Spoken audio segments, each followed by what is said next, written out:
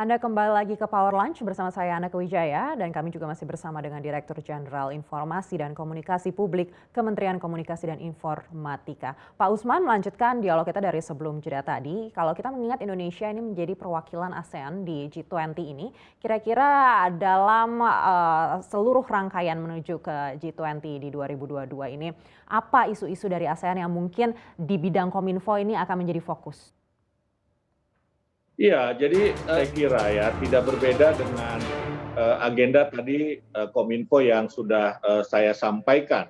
Ya, tetapi yang lebih penting sebetulnya Indonesia dalam konteks G20 itu bukan cuma mewakili negara-negara ASEAN, tetapi kita juga mewakili negara-negara developing countries. Ya, nah kita lihat masih banyak ketimpangan ya antara negara-negara maju atau advanced countries dengan negara-negara berkembang atau developing countries, apalagi dengan negara-negara yang kita sebut less developed country begitu. Nah, ini Indonesia akan menyuarakan kepentingan negara-negara tersebut.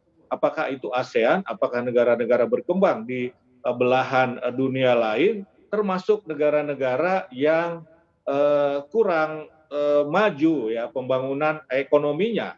Ya, misalnya nanti kita akan menyuarakan ketimpangan dalam hal vaksinasi.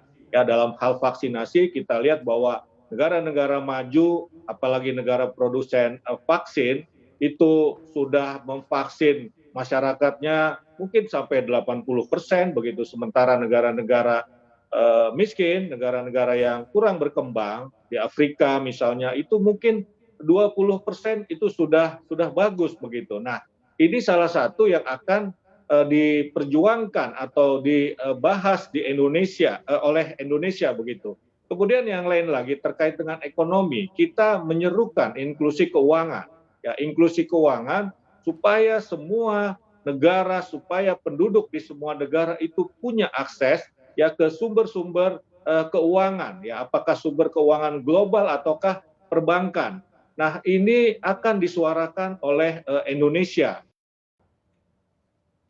Baik, bicara vaksinasi kalau kita mengingat adanya mandat atau kewajiban untuk vaksinasi, apakah ini juga akan dibahas di rangkaian menuju G20 2022 ini?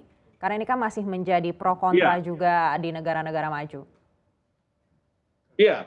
Jadi begini, seperti saya sampaikan tadi, Presiden mengadres tiga tema. Salah satunya adalah global health arsitektur, arsitektur kesehatan global.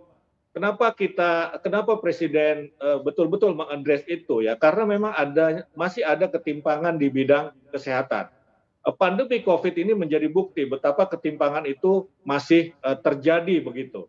Tadi saya sampaikan negara-negara berkembang atau yang kurang maju itu baru 20-an% yang sudah divaksin. Nah, selain persoalan ketersediaan vaksin, mereka juga kurang dalam hal kompetensi untuk katakanlah memvaksinasi begitu.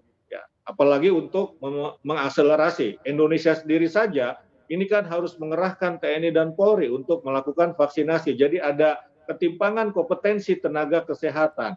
Nah, ini yang akan didorong oleh Indonesia ya, agar ada perubahan arsitektur kesehatan global, termasuk nanti pembiayaan ya, pembiayaan kalau negara atau dunia menghadapi semacam pandemi seperti ini ya, ada semacam anggaran, ada dana yang dikelola dalam level global yang nanti